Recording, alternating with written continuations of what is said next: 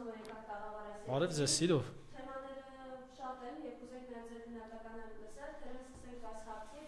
գիտեք, որ Հայաստանի իշխանությունները այնպես են ներկայացնում այս խաղաղության պայմանագիրը, որ հեսա այս ստորագրել են,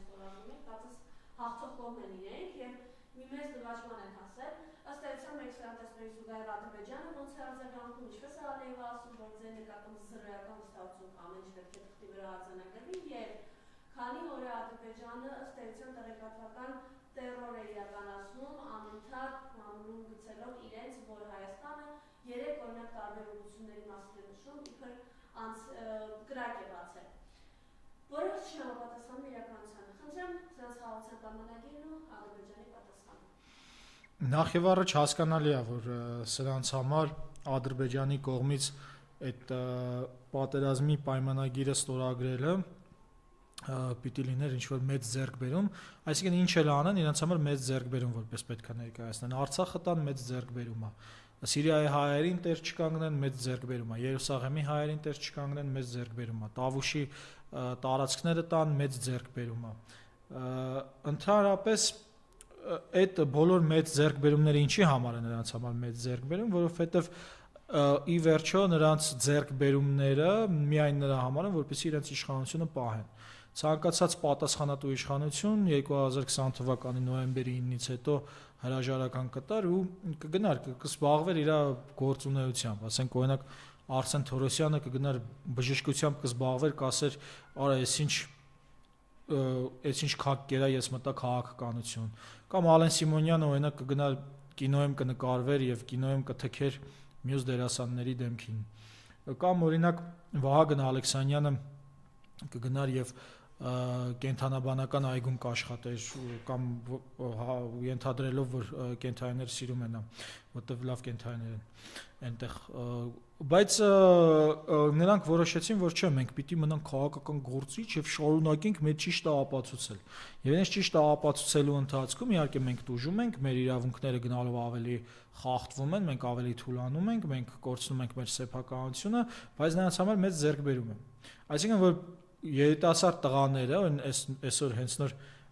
ընկերոջս հետ էի խոսում Հայկ Պետրոսյանի, պատմում էր, որ իր մանկության ընկերը երբեք դեպրեսիայի մեջ չի եղել ու հիմա դեպրեսիայի մեջ է ու թուլացած չգիտի ինչ անի, նաև պատերազմի մասնակից ու ասենք այս պարագայում հարց է առաջանում, էլի դուք մեզ բոլորիս այս երիտասարդ այս տղաներին հատկապես դեպրեսիայի մեջ եք գցել, ամեն մեկը թուլացած ապրում է ու դա ձեզ համար մեծ ձեռքբերում է։ Այսպես կոչված խաղաղության պայմանագիրը, փաստորեն մեզ դեպրեսիայի մեջ գցելու պայմանագիրը, դեպրեսիայի պայմանագիրը, փաստորեն իրենց համար անընդհատ մեծ ձեռքբերում է։ Իհարկե, օրինակ Ալեն Սիմոնյանը կարա չէ, գնա տժա մեր հարկերով, բանը գնա թանկանոց ինչ որ կոշիկները առնի, տենց կայֆավատ լինի աշխարհով մեկ, ծրվի, հա, burnout-ից դուրս գա, բայց Հայաստանի մյուս բնակիչները դրա հնարավորությունը չունեն, որպեսզի սրանց արածների պայմաններում դուրս գան դեպրեսիայից։ Ու գնալով շարունակվելու է այս դեպրեսիան, սրանք ինչքան իրանց համար իշխանությունը երկարացնում են, բնականաբար այնքան շատանում է բնակչության բնակչության քանակը, որոնք ընկնում են դեպրեսիայի եւ ոչ միայն դեպրեսիայի, այլև նաեւ ֆիզիկական եւ նյութական կորստի մեջ։ Ես վերջերս նույնիսկ մտածում եմ, հիշում եք Ալավերդիում այդ բանը, որ տեղի ունեցավ սրանց պատճառով, որ այդ ջրհեղեղը տեղի ունեցավ։ Այնտեղի մարդկանց մասին հիմա որևէ բան չկա, լրագրողներն էլ օրինակ ճիշտ կանեն մի հատ գնան հետաքրքրվեն ինչ վիճակում է, պետությունը ինչ արեց այդ մարդկանց համար։ Ի վերջո դա համընկավ այդ անցած տարի Տավուշի տարածքները հանձնելու շրջանի հետ ու սրանք օգտագործեցին, որպեսզի կարողանան նորանոր ձեռքբերումներ ունենան։ Մյուս կողմից տեսեք խաղաղության պայմանագրի ներողություն արտահայտության համար դեպրեսիայի պայմանագրի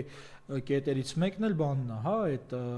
մեր հայցերը հետ կանչել, այսինքն իմ նկատմամբ բան են արել, հանցագործություններ են իրականացրել, այստեղ բազմաթիվ ամեն գրեթե բոլոր ընտանիքների հանդեպ դրանք այդ բռնապետական երկիրը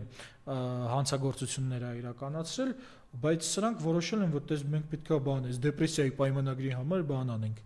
հետ կանչենք։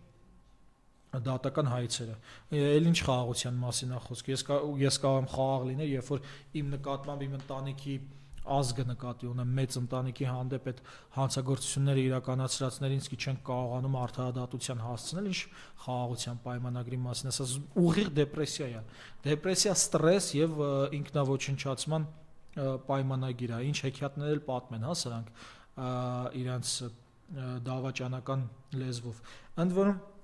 Արցախի նախկին պետնախարար եւ մարդու իրավունքների նախկին պաշտպան Արտակ Բեգլարյանը հայտարարել է, որ եթե դատական հայցերը այսպես կոչված իշխանությունը հետ կանչի, ինքը դատի է տալու եւ ես միանշանակ աջակցելու եմ, հնարավորության դեպքում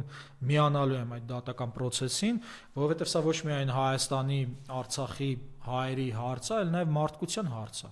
Ադրբեջանը մենակ որպես հայերի դեմ հանցագործություն չի այդ հայցերը ներկայացված։ Այդ հայցերը հնարավոր է եղել ներկայացնել, քանի որ աշխարհում մարդիկ համախմբվել էին մարդկությանը պաշտպանելու համար եւ ստեղծել էին հասկացություններ, ինչպեսիք են օրինակ մարդկության դեմ հանցագործությունը, ռազմական հանցագործությունը եւ այլն։ Եվ սա երկիր մոլորակի համար է, ոչ միայն Հայաստանի։ Հայաստանը որպես երկիր մոլորակի մաս ինքը հնարավորություն ունի այդ մասնակիցը լինելու այդ հանցագործությունների կանխմանը։ Եւ այո, եթե սրանք հետ կանչեցին այդ հանցագործությունները, որոնք Ադրբեջանը իրականացրել է, ստացվում է, որ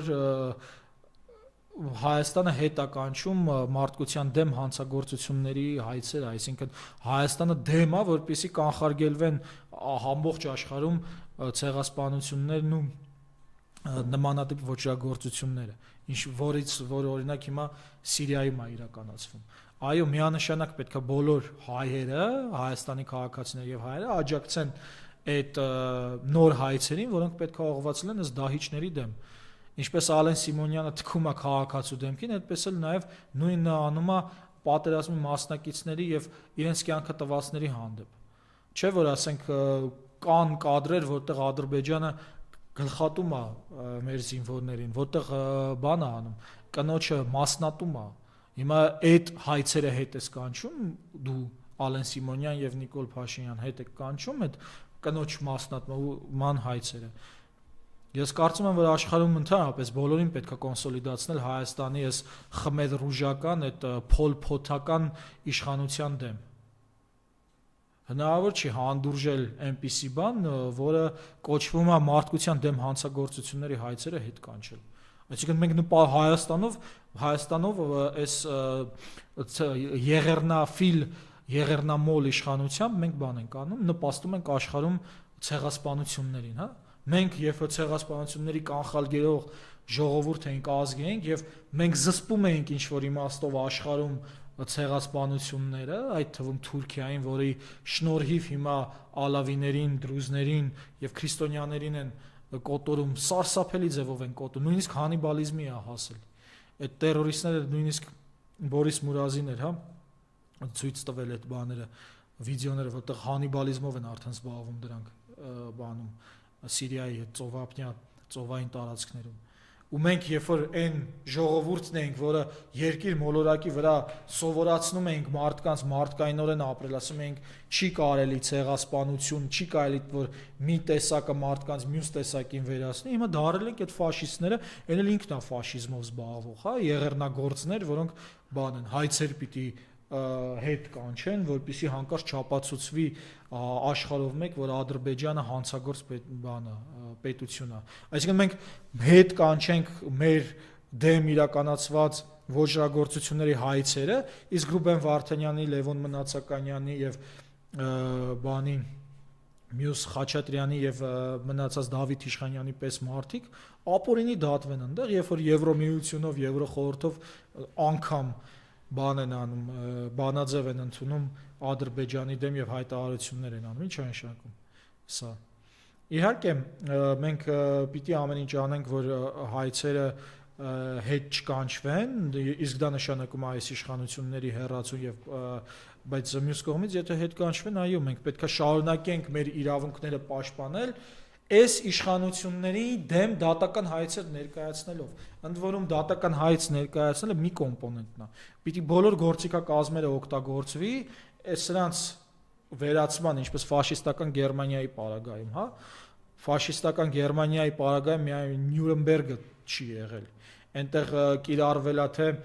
ֆիզիկական պաշտպանություն, թե դիվանագիտական պաշտպանություն, եւ դրանից հետո տարիներ շարունակ, ասենք Իսրայելը օրինակ Էյքմանի դատավարությունը արեց, երբ էր 60-ականներին էր կարծեմ, որ գնացին Լատինական Ամերիկայից գտան մի հատ ծերացած ֆաշիստի 80 տարեկան բերեցին ամբողջ աշխարհում սկսեցին դատել այդ Էյքմանին, որպեսզի աշխարհում ստեղծեն այն մթնոլորտը, որ հрьяաների դեմ մատով կպնելը դա վատ է։ Հիմա ասենք մենք ունենք այնտեղ ասենք Ռամիլ Սաֆարովները Ադրբեջանում, մենք Ռամիլ Սաֆարովներին թողած ասենք մեր դեմ հայցերը պետքա հետ կանչենք։ Ալեն Սիմոնյանին's դեմ ոչ միայն պետք է այդ դատական հայցերը հետ կանչել, կինոներ պետք է նկարվի։ Ինչպես օրինակ Շինդլերի լիստն է նկարվել, ինչպես օրինակ Շոան է նկարվել, ինչպես օրինակ կյանքի հիասքանչե ֆիլմն է նկարվել, բազմաթիվ այդ բոլոր այդ ֆիլմերը գրականությունը ընդ Աննա Ֆրանկի օրագրից սկսած բանով ու մնացած բոլոր արվեստի եւ գրականության գործերով վերջացրած պետքա այս Ալեն Սիմոնյաններին նկարագրել այնպիսին, ինչպիսին նրանք կան, այնպիսին, ինչպիսին նկարագրված է օրինակ Հիտլերը բոլոր այս 45 թվից հետո։ Այնպես որ հայցերը հետ կանչելով պայքարը իհարկե չի ավարտվելու, նոր փուլ է մտնելու, որտեղ արդեն Ալիևյան թալիաթական հիտլերյան ռեժիմները կպնելու են իրար, նույնականացվելու են եւ մենք որպես հայ ազգ, որը առաքելություն ունի այս աշխարհում պաշտպանելու մարդ արարածին նման ոչրագործներից, մենք մեր սրանց դեմ պայքարով եւ դատական հայցերով, այո, մենք ստանձնելու ենք մարդ արարածի պաշտպանության հարցը նման եղեռնամոլներից այդպես սա կարծում եմ այս դեպրեսիայի պայմանագրի հետ կապված կարծում եմ այսքանը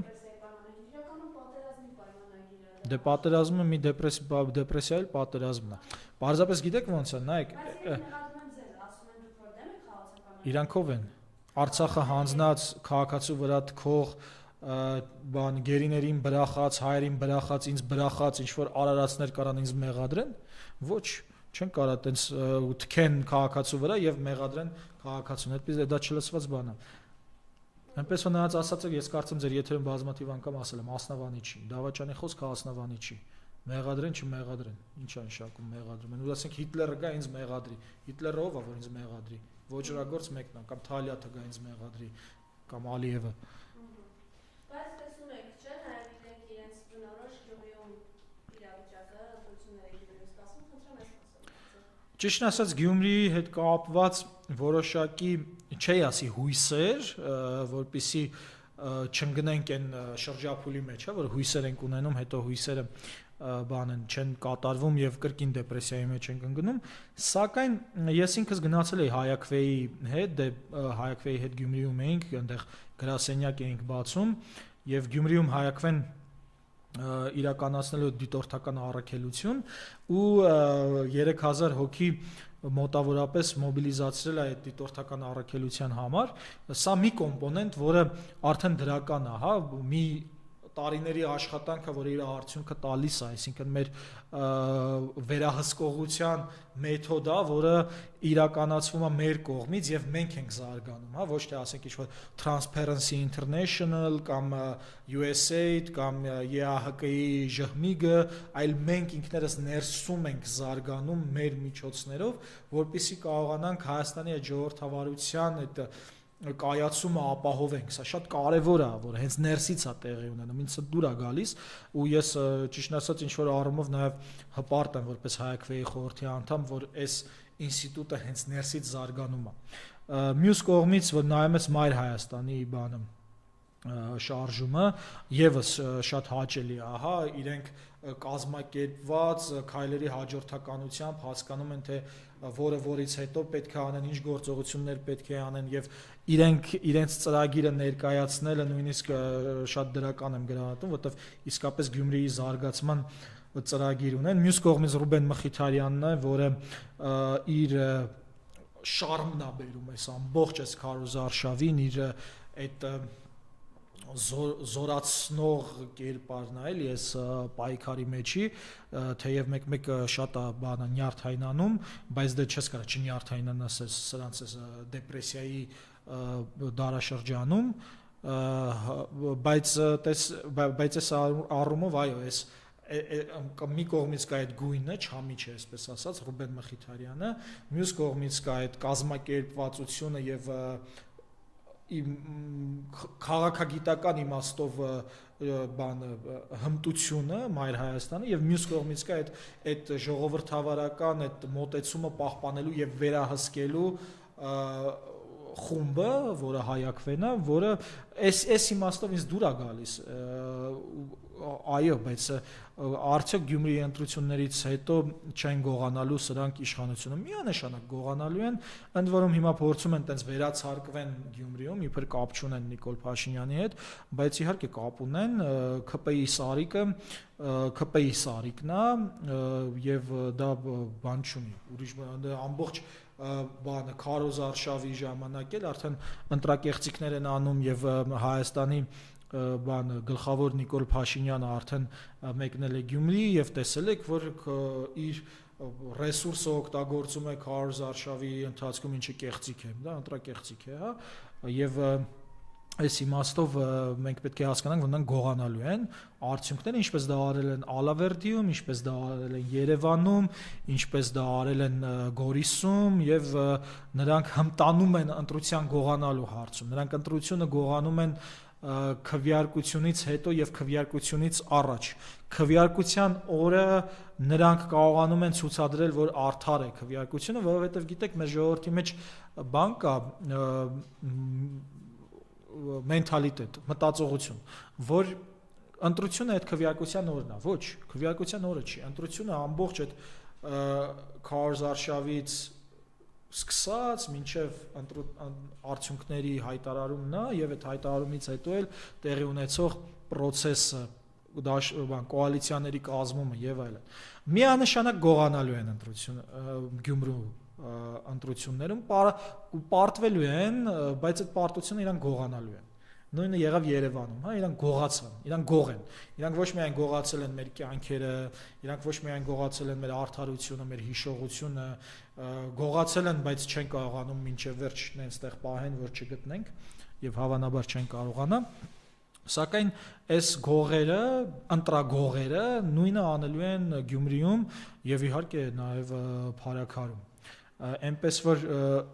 այնտեղ բան կար, հա, կարծիքներ կային, թե կարծիք չէ, ինչ որ մեկը հարցազրույց էր տվել ՔՊ-ից ու ասում էր, որ հիմա Ալիևի ասածը միշտ բան է կանում, ՔՊ-ի հետ եք կապում, հիմա եթե Ալիևը սենց է ասում, ՔՊ-ն տենց չի ասում, միանշանակ կապում ենք, որովհետև դուք արել եք ինչ որ ցանկացել է Ալիևը, խաբել եք մեզ, ով է խաբում մեզ, Ադրբեջանը, ելով է խաբում մեզ ՔՊ-ն, այսինքն դուք նույնն եք, ով էր ուզում Արցախը Ադրբեջանի կազմում ճանաչել խաբելով մեզ Թուրքիան եւ Ադրբեջանը, ով արեց դա ՔՊ-ն, Թուրքիան եւ Ադրբեջանը։ Այնպես որ ցանկացած բան, որը դուրս է գալիս այս իշխանության բերանից, այլևս հնարավոր չի, որ մարդիկ փորձեն վերլուծեն որպես ճշմարտության հիմք ընդունելով, հա, ու հենց հիմա էլ ասեք այդ դեպրեսիայի պայմանագիրը որ կա, մեր մեջքի հետևում սրանք գնացել են ինչ-որ համաձայնություններ են կնքել։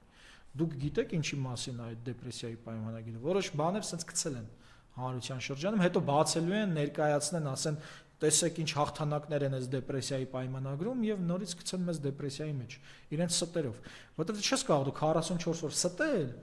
ժողովրդին, հետո ասել Շուշին դժգույն քաղաք է, հետո ակնկալել, որ ես կամ մյուսը պետքա քո ասածների ու Ալիևի ասածների մեջ սինխրոնիզացիա չգտնենք, դուք ապուշ չեք։ Այնպես որ այո, հիշում եք 2023 թվականին Երևանի ընտրություններից հետո տեղի ունեցավ այդ հարձակումը, հա, պայմանավորված հարձակումը Արցախի վրա, որը արդյունքն էր Արցախի հայաթափման։ Ու ազդակ էր դա, սրանք գողացան ընտրությունը եւ Ադրբեջանի համար ազդակ էր, այո, որ հիմա կարելի է հարձակվել։ Կլինի նույնը Գյումրիում, այո, կարծում եմ կլինի։ Նորից ազդակ ենք ուղարկելու։ Եթե Գյումրիում սրանք ընտրությունը գողացան, դա մենք ենք հասկանալու, որ գողանալու են։ Միջազգայինորեն իրանք դա չեն տեսնում, իրանք դրա ժամանակն էլ չունեն, հա, որ զբաղվեն մեկ ուրիշ երկրի ներքին այդ մանր մշակութային հարցերով։ Նրանց մոտ գալիս է ինֆորմացիան, ինչպես օրինակ Բարսելոնան վերջերս Ատլետիկո Մադրիդին 4-2 հաղթեց, մենք ստացանք ինֆորմացիան, եւ այդ ինֆորմացիայի ես ստացա համենայն դեպս, եւ այդ ինֆորմացիայի ներսում արդեն էական չի թե ինչ էր կատարվել։ Կարևորը որ հաղթեցին, թե այնտեղ դատավորն է խաբեություն արել, ինչ արել, ինչ չի արել, կապ չունի արդեն, այդ ինֆորմացիան ենք ստանում, նույնն էլ ստեղ է, սրանք գողանալու են ընտրությունները, ես հույս ունեմ չի հաջողվի, որովհետև այնուամենայնիվ կա կարող ուժ, որը կարող է համագործակցելով թույլ չտալ սա, եւ ինչպես ասացի, այդ վերահսկողությունը լինելու է, որը իրականացնելու է Հայաքվեն, այս պարագայում գուցե եւ գողությունը ավելի բարդանա, չէ՞, այն որ գիտես որ բանես գողերի մեջ ես ապրում, տանդ մոտ ինչ որ տեսախցիկներ ես դնում, հետո շուն ես բանանում կապում, որ հանկարծ այդ գողերը վախենան, հետո մեկը չի ստացում, հետո մի հատ ուրիշ բան ես մտածում, դուրն ես փոխում, ավելի ամրացնում։ Հիմա մենք ընկած ենք սրանց այդ պայքարի մեջ։ Անընդհատ գողանում են։ Ընդ որում ես իհարկե մենք զբաղված ենք անընդհատ ընտրություններով, բայց այս դեպրեսիայի պայմանագրով նրանք էլի գողանալու են մեր հայրենիքը։ Այդպես։ Կարծում եմ սրա հետ կապված էլ ավարտեցինք։ Եթե ուրիշ հարցեր ունեք, հա, ես մի հատ կարևոր բան եմ ուզում ասեի մեր ընկալումների հետ կապված, հա, ուրեմն վերջերս մի հարցազրույց էի նայում մի գործարար կնոջ հետ, հաջողակ գործարար կնոջ հետ, որին մի հատ բանը բլոգեր է, ինչ-որ գործարարների փողոցում հարցազրույցներ է անում ու ասում էր բանը էլի, հարցնում է թե ոնց դուք հարստացաք, իրանք ու մի քանի խորհուրդ տան, այդ կինը խորհուրդ տվեց, որ ասաց որ նախ ինքը շատ վատ իրավիճակից է հասել այդ բարձունքներին, ինչ որ աղքատության մեջ ուտելու բան չուներ, հետո խորհուրդ տվեց բան անել, այսպիսի բան գոյություն ունի, կոչվում է mind movie, այսինքն մարդը կառուցում է կինո, ստեղծում է կինո ինքն իր մասին, որտեղ ցույց է տալիս այն ապագան, որը ինքը ուզում է հասնի։ Պատկերացրեցիք, ասենք կարող է ինչ-որ նկար, որ դուք ուզում եք, ասենք, լինել ինչ-որ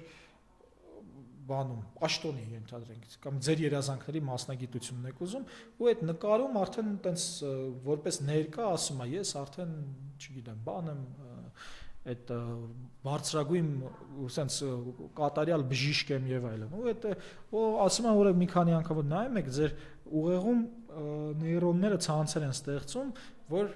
դա հենց դառնա ձեր իրականությունը։ Սա ինչի համար եմ ասում։ Ընդհանրապես մեր այս մշակույթում վերջին շրջանի անընդհատ մենք սովորենք թաղել մեր հայրենիքը, որը երևի ստեղծում է հենց այդ նեյրոնների ցանցը, որտեղ մենք արդեն ընդունում ենք այդ իրականությունը որպես իսկական։ Ու հետո արդեն երբ որ թաղվում է, դա առանձնապես տխուր չենք դրա համար կամ ասում ենք, գիտեք, ես ձեզ ասում էի, չէ, թաղվելու է։ Հələ մի բան է ուրախանում ենք, որ թաղվել է։ Ես առաջարկում եմ փորձենք հակառակը անել, փորձենք ապագան պատկերացնել եւ տեսնել այնպիսին, ինչպիսին ուզում ենք տեսնել։ Նույնիսկ եթե անընդհատ սրանք հայցերն էլ հետ կանչեն, նույնիսկ եթե բան անեն, եղեռնի հետևից անել, մենք մեր ապագան մեր բան անենք, շարունակենք մեր մտքում կերտել եւ պատկերացնել որպես այն, ինչը ուզում ենք, հա, որ լինի։ Սա կարծում եմ շատ կարեւոր է այն իմաստով նաեւ, որ երբեք չհանձնվենք ու չհուսալքվենք անսալով Ռուբեն Վարդանյանի Բաքվից խոսքը, որ ամենամեծ մեղքը հուսալքությունն է։ Ու սրա շրջանակներում նաև մենք ակննդական վավերագրողների համայնքով հայտարարել ենք արվեստի եւ գրականության մրցույթ, որ պարտադիր չի արվեստի